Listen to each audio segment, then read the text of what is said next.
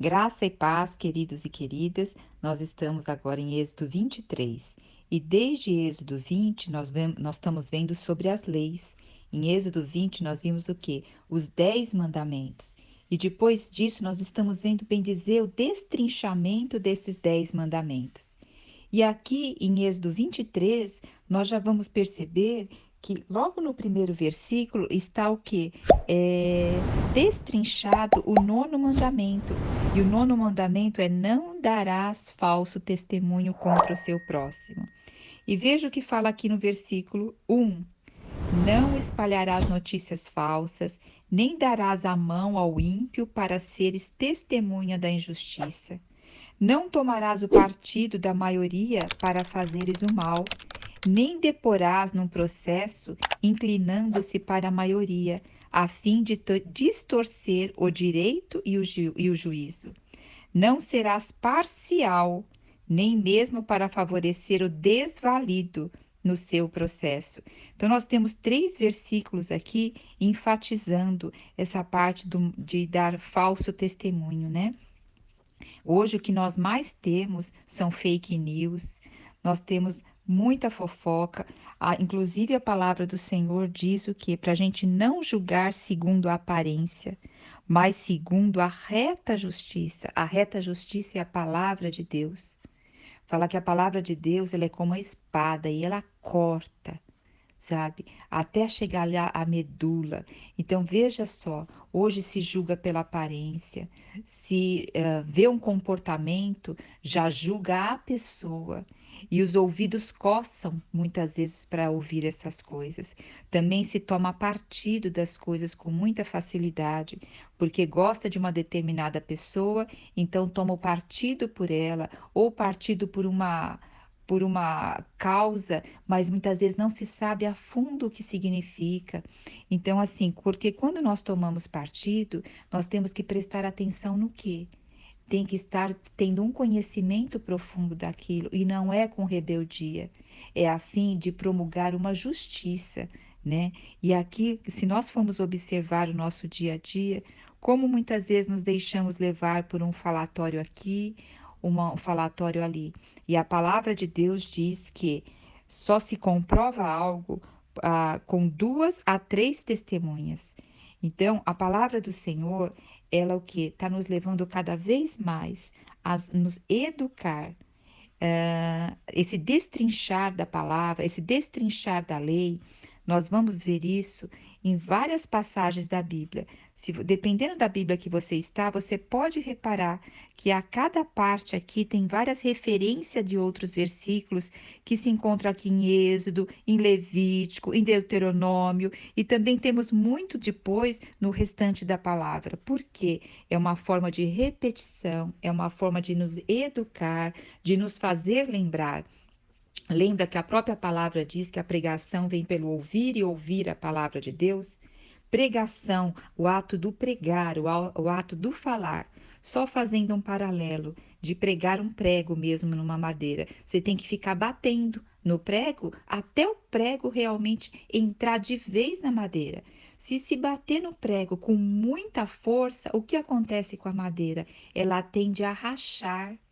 Então, por isso que nós vamos recebendo esse conhecimento pouco a pouco, porque o conhecimento não é para receber, ele é para ser assimilado e se tornar parte nossa. Então, isso é simplesmente, não é só ouvir, é fazer parte da nossa constituição. Por isso que hoje o Senhor fala que a lei dele tem que estar gravada no nosso coração. E nós hoje somos cartas vivas lidas pelos homens. Então, as pessoas vão ver o que? A lei de Deus gravada em nós, e nós vamos ser lidas pelas pessoas, porque nós estamos levando o nome de Cristo em nós. Então, esses 3 primeiros versículos, ele está ligado quanto à nossa boca, o domínio da nossa boca, do que nós vamos falar, do que nós vamos passar para frente. O Senhor colocou limite em todas as coisas, até a onda do mar tem limite. Nós temos que perceber também tais coisas. O Senhor tem que nos dar luz, né? Eu lendo essas passagens aqui, eu estou recebendo muita luz, no sentido de observar mais a minha conduta, observar mais o meu falar, e estou me arrependendo na presença do Senhor. Agora, a partir do versículo 4 e 5, vai falar algo, olha que maravilhoso. No versículo 4: se encontrares desgarrado o boi do teu inimigo, ou o seu jumento, lhe reconduzirás. Então, se você achar lá o boi, o jumento do teu inimigo lá perdido, o que que você vai fazer? Você vai levar de volta ao teu inimigo.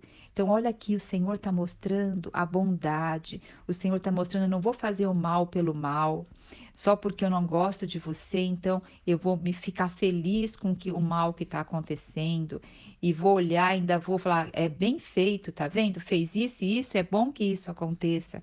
Não, aqui está falando o quê? Para levar o jumento de volta. Imagine quando o inimigo vê o seu inimigo levando o jumento de volta, o coração dele se compadece. É igual a palavra do Senhor diz que a palavra branda ameniza o furor. Então aqui está amenizando o furor dessa inimizade. Então é uma forma o quê? Até de reconciliação.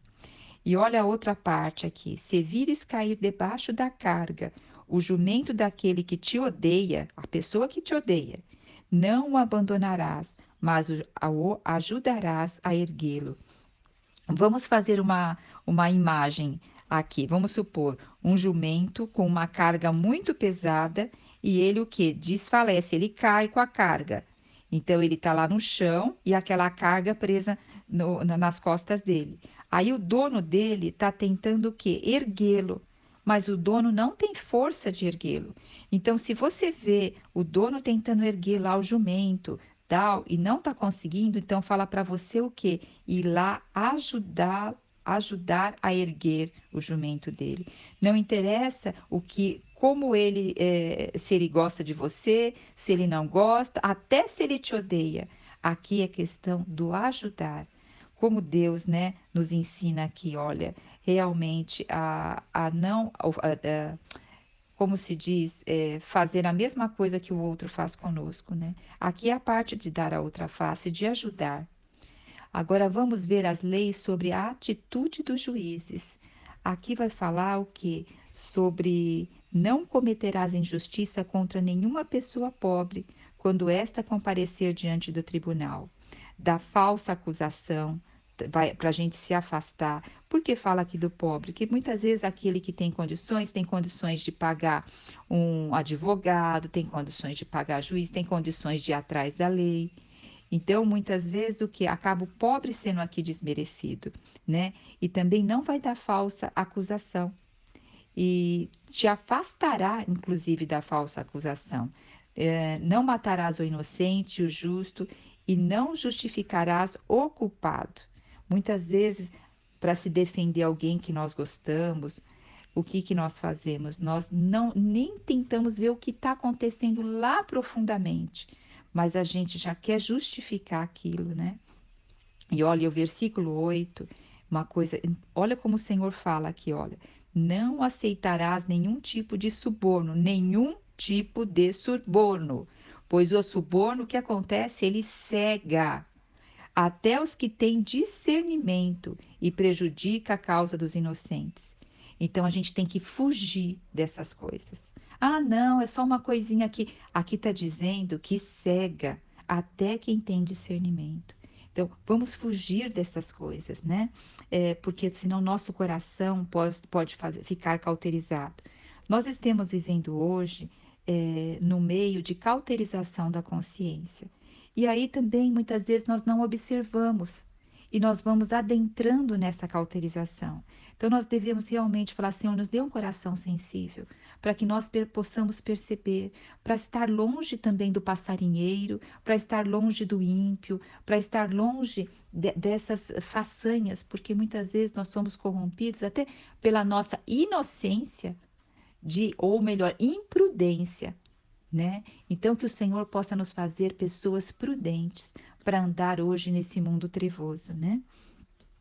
E aqui diz assim, olha, no 9: não oprimirás o estrangeiro, colheis bem a vida conheceis bem a vida de estrangeiro, porque fostes forasteiro no Egito. Então, o povo aqui, eles sabiam que era ser estrangeiros, eles sabiam que era estar num país que não era o seu. E nós sabemos, né, que quando nós passamos por uma tribulação, nós passamos por um problema, como nós temos misericórdia do outro que está por aquele problema. Pessoas que passaram, sei lá, uma doença grave, ela consegue ter muito mais misericórdia do outro.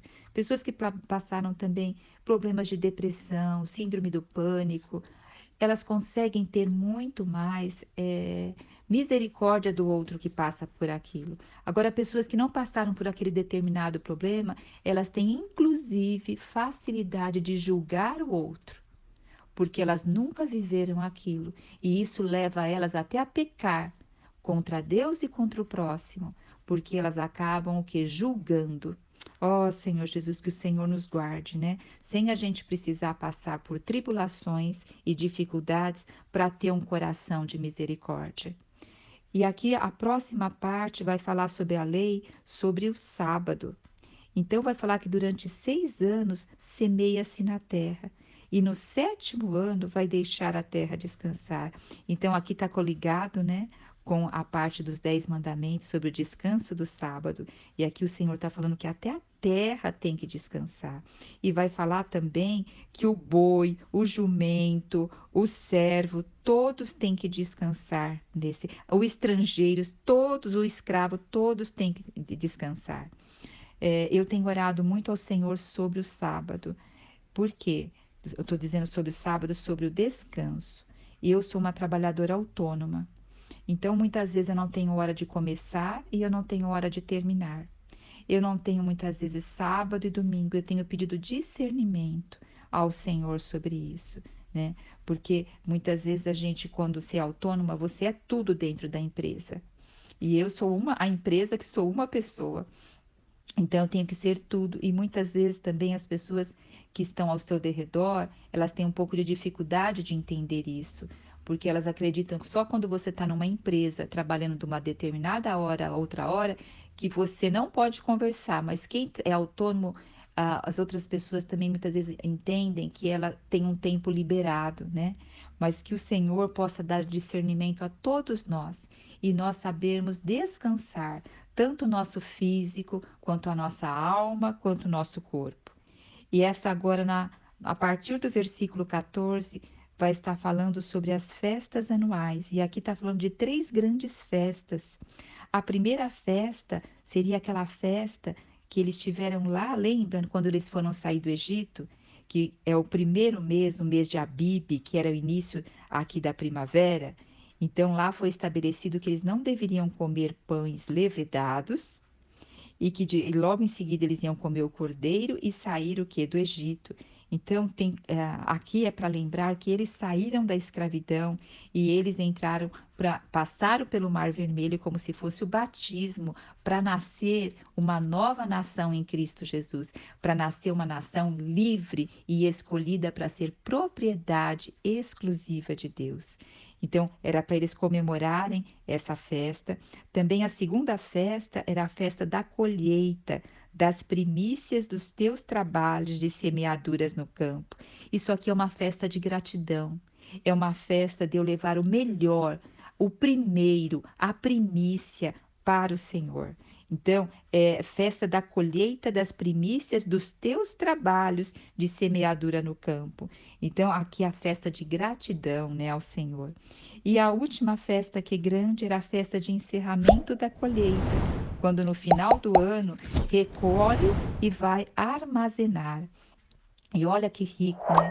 O Senhor nos faz fazer memoriais para a gente lembrar, porque o lembrar também é a repetição educativa, e o lembrar é o festejar, é o alegrar-se, é lembrar daqueles marcos.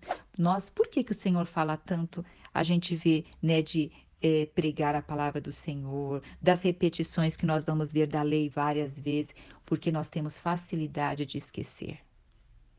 Olha, nós temos grande facilidade de esquecer. Eu vou dar um exemplo. Muitas vezes você trabalha numa empresa 5 anos e 4 anos e meio você teve lá bons momentos na empresa. E nos últimos 6 meses, antes de você sair, foram momentos muito desagradáveis. O que tua mente vai lembrar? Que você ficou esses 6 meses, você vai pôr ele como se foi 5 anos. Então, a nossa mente tende a lembrar das coisas não boas e ainda generalizá-las, colocá-las como um todo. Então, o Senhor tem que nos levar a lembrar a todo momento do que é o que? A sua palavra, do que ele tem para nós. E aqui no versículo 17, ele vai instruir que nessa festa deve ir toda a população do sexo masculino. Podia ir as mulheres? Podia, mas não era obrigatório. Aqui era o sexo masculino, eram os homens, comparecerá perante o Senhor. E nessas festas, depois, quando eles entrarem na terra de Canaã, eles vão ter um lugar estabelecido que vai ser a Jerusalém para eles irem para essa festa. E é interessante porque quando manda todos os homens irem, significa que eles poderiam ir tranquilo, porque provavelmente eles iam deixar o gado deles, a plantação, a esposa, os filhos, os servos, mas como era o quê? Um memorial, todos os homens que tinham condições de guerrear, condições de tomar até o terreno do outro, estariam indo para onde? Para esse memorial ao Senhor, para essa festa. Então eles poderiam ir tranquilo, que a sua terra, a sua casa não seria invadida, né? E aqui também nós temos no último versículo que fala do 19: Trarás as primícias do fruto da tua terra à casa do Senhor teu Deus. Então é como uma forma de reconhecimento que tudo que vem à minha mão é porque o Senhor permitiu. E após aqui, depois nós vamos, aqui nós temos o versículo 20, que vai falar das promessas e avisos sobre Canaã. Eles não estão indo para Canaã? Então, aqui está falando das promessas e avisos sobre Canaã. E aqui o Senhor está dizendo que vai enviar um anjo à frente deles. E esse anjo vai guardar o caminho deles, vai conduzir eles ao lugar que o Senhor está preparando para eles. Então, o Senhor fala aqui, olha, respeita a presença e a voz do anjo, porque esse anjo, ele leva o meu nome. E não seja rebelde, porque não vai ser mais perdoado as vossas transgressões. Então, o Senhor está dando um aviso, não para não serem rebeldes, porque não perdoará, esse anjo não vai perdoar a vossa transgressão, porquanto nele está o meu nome. Mas se escutares fielmente a sua voz e fizeres o que te disser, então aqui o Senhor vai estar falando várias coisas que ele vai fazer se ouvir o Senhor, né? E repete novamente que esse anjo vai adiante e vai fará eles entrarem ali na terra de Canaã. E o Senhor sempre vai advertindo aqui nesse capítulo para não se curvar perante os deuses, nem prestar culto e não seguir as práticas daquelas nações pagãs, mas vai destruir tudo aquilo que colunas sagradas, deuses, vai destruir tudo aquilo. E vocês só vão servir a um único Deus, o Deus verdadeiro, e ele vai te abençoar sobre isso. Então, nós vamos ver o Senhor repetindo várias vezes isso. E nós vamos ver que o povo depois à frente cai nisso que o Senhor está repetindo. Então, sabe, mesmo a gente tendo ouvido isso repetidamente, vamos pedir, Senhor, abre meu coração, destapa meus ouvidos, tira qualquer trave dos meus olhos. Senhor, que isso tudo esteja gravado no meu coração, que seja constituído em mim, que não quero estar lendo essa leitura sequencial da Bíblia. Ó, Senhor, de uma forma tão rasa, superficial, mas fala para o Senhor que você quer que essas palavras ressoem, façam efeito no teu coração. Cada dia que eu leio, compartilho aqui com vocês, cada vez o temor do Senhor aumenta mais no meu coração. O Senhor desvela mais a palavra dele e eu me curvo mais ao seu falar. Vamos ver aqui agora no versículo 32, novamente o Senhor reforçando: não farás aliança nenhuma com esses povos, nem com seus deuses. Hoje nós temos tanta coisa que rouba nosso coração. Ó Senhor Jesus, então cada um tem que ver a vulnerabilidade e a fraqueza do seu coração. Porque o inimigo conhece muito bem a nossa alma. Fala que ele é inimigo das nossas almas. Hoje nós temos até inteligência artificial que, por meio de fazer a leitura da face, consegue demonstrar quais são os sentimentos que nós estamos tendo e as emoções. E nós muitas vezes ignoramos isso e não levamos isso à presença do Senhor. Ó, que o Senhor possa nos dar entendimento, né? Sobre quem nós somos e quem Ele é em nós. Glória a Deus. E aqui nós vamos para o último versículo, que diz o versículo 33. Não permitirás que esses povos, que os povos que habitam naquela terra, né? Que te pertence, e que eles te levem a pecar, que eles levem vocês a pecarem contra mim. Vocês não vão prestar culto a nenhum Deus deles, porque se vocês fizerem algo de errado, sabe o que isso vai ser? Isso vai ser uma cilada para te destruir. Então, que nós possamos nos apresentar a Deus e ver se existe alguma cilada na nossa vida que nos está nos afastando da verdadeira palavra de Deus, que nos está afastando de ter uma consciência pura. Paulo falava muito isso, de ter uma consciência pura e tranquila perante Deus e perante os homens.